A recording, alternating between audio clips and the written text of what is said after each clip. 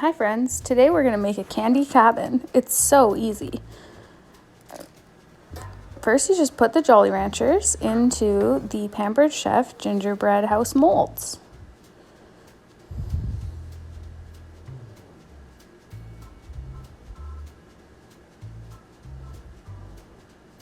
Then you pop it in the oven.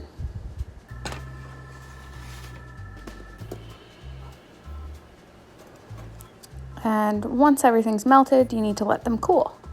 They pop out of the molds super well.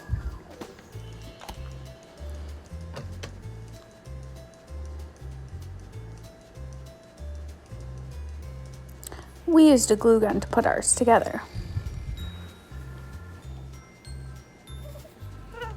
Obviously, you don't want to eat that, though.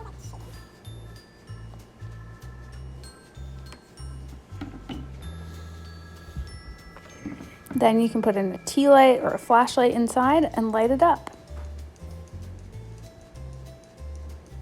Thanks for watching.